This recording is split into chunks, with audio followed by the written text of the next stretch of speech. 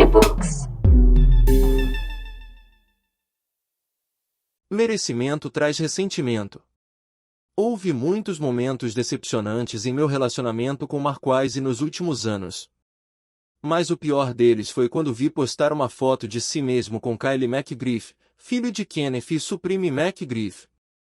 Sem relembrar muita história ruim, Kenneth McGriff foi um dos maiores traficantes de drogas do Queens e a pessoa que as autoridades acreditam ter sido responsável pela tentativa de me matar. Portanto, ao posar com seu filho, Marquise basicamente estava apoiando a pessoa que poderia ter tentado matar seu pai. Eu sabia que Marquise ressentia de mim há um tempo, mas nunca imaginei que ele me odiava tanto a ponto de permitir-se ser usado como um instrumento pelo meu inimigo. Alguém recentemente me enviou uma citação de Benjamin Franklin que realmente me tocou. O filho de Franklin havia se aliado aos britânicos na Guerra Revolucionária, apesar do fato de seu pai ser um dos líderes da Revolução. Isso afetou Ben Franklin pelo resto de sua vida. Nada nunca me machucou tanto e me afetou com sensações tão intensas quanto me encontrar abandonado em minha velhice por meu único filho, não apenas abandonado, mas encontrá-lo pegando em armas contra mim, em uma causa na qual minha boa fama, fortuna e vida estavam em jogo. Marquise pode não ter literalmente pegado em armas contra mim, mas ele estava ao lado do filho de alguém que poderia ter feito isso. Eu podia reconhecer a dor de Franklin. Passei muito tempo buscando minha alma, tentando entender o que poderia levar um filho a abandonar seu próprio pai dessa maneira. Tentei me colocar no lugar de Marquise. Assim como ele não sabe como foi crescer nas circunstâncias em que cresci, não sei como foi crescer como filho de 50 Cent. Certamente, superficialmente, ele tinha tudo o que queria, mas deve ter havido pressões e inseguranças por ser meu filho com as quais não consigo me identificar. Eu aceito isso. Ainda assim, não consigo entender como essas pressões e inseguranças poderiam fazer com que uma criança se voltasse contra seu próprio pai. Especialmente um pai que proporcionou tudo para ele.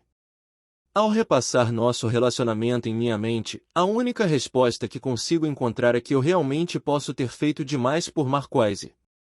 Como fazer uma criança privilegiada se sentir privada ou com raiva? Acho que é dando a ele tudo o que ele quer. Assim como muitas crianças de sua geração, Marquise sempre foi apaixonado por tênis. Por ser meu filho, ele não podia simplesmente usar qualquer tênis velho. Se um novo par de Jordans fosse lançado, ele tinha que tê-los imediatamente. Se Marquise pedisse um par de Jordans em uma segunda-feira, sua mãe se certificaria de que ele os tivesse nos pés na terça-feira. Ainda assim, isso não o deixava feliz. Em vez de ficar animado para usar seu novo par de Jordans, tudo que Marquise conseguia pensar era em todos os Jordans retro que ele não tinha. Todas as diferentes edições e cores que não estavam em seu armário. Em vez de sentir gratificação, ele só sentia decepção. Eu não conseguia me identificar. A criança não tinha um emprego, mas de alguma forma queria colecionar tênis de $300. E ainda se sentia infeliz quando realmente os conseguia? Toda a sua mentalidade era alienígena para mim. Eu tenho que acreditar que sua mãe estava por trás de sua decepção. Ele achava que podia ter todos os tênis já fabricados, mesmo sem tê-los conquistado de fato. Ele não é comum, ela me dizia quando eu perguntava por que ele precisava de mais um par novo. Ele é seu filho. Ela já havia estabelecido o padrão de que você não precisava trabalhar para obter algo. Marquise apenas seguia seu exemplo. Eu não queria que esse senso de privilégio se tornasse parte essencial de quem ele era.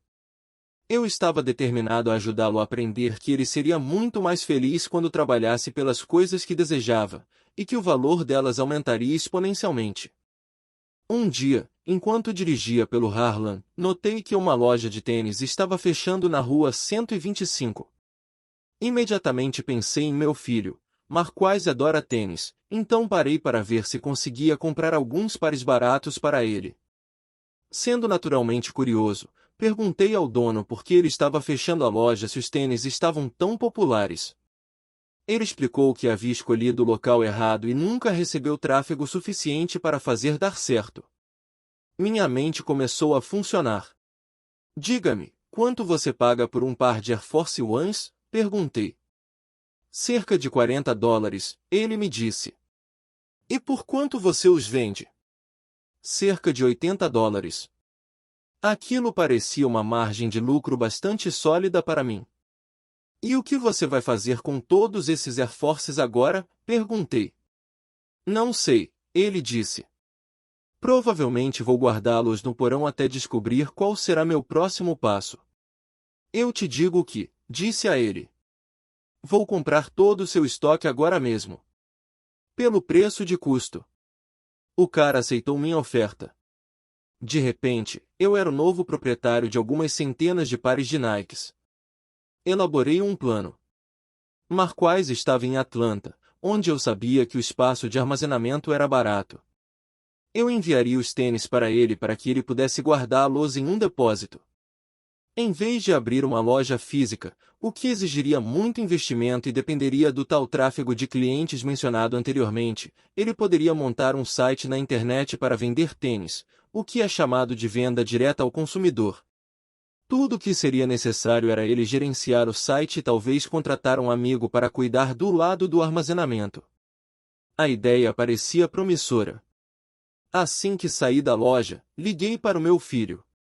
Ei, Marquardt, você sempre foi fascinado por tênis, certo? Perguntei. Bem, acabei de descobrir uma maneira de você poder comprá-los para si mesmo e começar a ganhar um pouco de dinheiro também. Expliquei todo o plano para ele. Expliquei como era uma ótima oportunidade que não apenas apoiaria sua paixão, mas também permitiria que ele entendesse como funciona um negócio. Isso é fácil, disse a ele. Não são muitas as lojas que começam com um estoque gratuito. Você pode realmente fazer algo com isso. Se você realmente é apaixonado por tênis, esse é o momento de mostrar. Marquardt disse todas as coisas certas ao telefone, como estava animado e que parecia uma ótima oportunidade. Então eu enviei os tênis para Atlanta. Depois disso, nunca mais ouvi falar sobre isso. Semanas se passaram, depois meses. Finalmente, um dia, sua mãe me ligou e anunciou que ela e Marquardt haviam conversado. Em vez de uma loja online de tênis, eles queriam abrir uma boutique de roupas em Atlanta. Eu não podia acreditar no que estava ouvindo. O plano que eu havia imaginado não a incluía. Eu queria que nosso filho aprendesse a se responsabilizar por si mesmo. Ao se intrometer, ela estava apenas tentando mantê-lo como uma criança por um pouco mais de tempo. Ainda queria que Marquardt adquirisse alguma experiência, então eu disse, claro. Me avise quando vocês quiserem fazer algo, mas é claro que a boutique deles não foi adiante. E a loja online de tênis também não. Meu problema com Marquardt não era que ele queria todos aqueles tênis. Quando eu era criança, também queria tênis. A diferença é que eu estava disposto, ou melhor, determinado, a fazer o trabalho necessário para obtê-los. Não gostaria nem por um segundo que Marquardt precisasse recorrer ao tipo de trabalho que eu fiz para conseguir meus tênis. Na época, eu via vender drogas como a única opção viável no meu ambiente, então eu segui esse caminho. Marquardt tem muito mais opções à sua frente do que eu já tive. Eu só precisava vê-lo escolher uma delas e se dedicar. Não há nada de errado em querer coisas. Essa sensação de querer pode ser uma grande ferramenta motivacional. Sentir que precisa de mais do que tem é o que nos impede de ficar acomodados. Eu praticamente tenho tudo, mas nunca sinto que tenho o suficiente. Quando eu era mais jovem, sempre queria mais em termos de coisas materiais. Hoje em dia, o que quero é mais validação.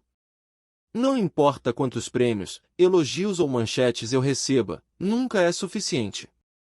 Ainda estou obcecado em sentir que tenho o melhor show ou acabei de lançar o melhor verso. Preciso sentir que estão olhando para mim e dizendo, caramba, o 50 fez isso de novo. Isso é o que me motiva. O que me diferencia é que nunca espero que outra pessoa me traga esses elogios.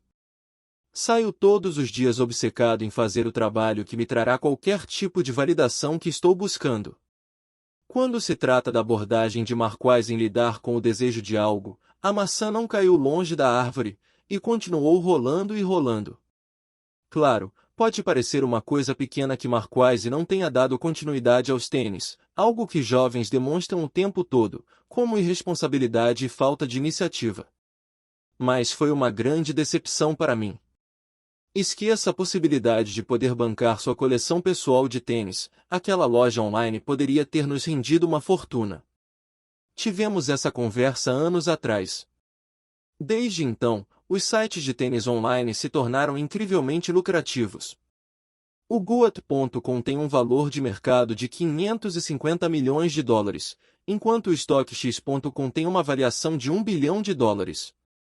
Se Marquez tivesse seguido em frente com o que conversamos, ele poderia estar incluído nessa conversa. Ele poderia ser independentemente rico. Droga, ele poderia estar na posição de me dizer para ir me fuder junto com meu dinheiro, se assim desejasse. Tenho certeza de que, quando Marquez lê sobre o Goat ou o StockX, lá no fundo ele provavelmente percebe que eu estava certo. Talvez ele diga: por que não ouvi meu pai e comecei essa maldita loja online? Ou talvez ele não consiga admitir isso.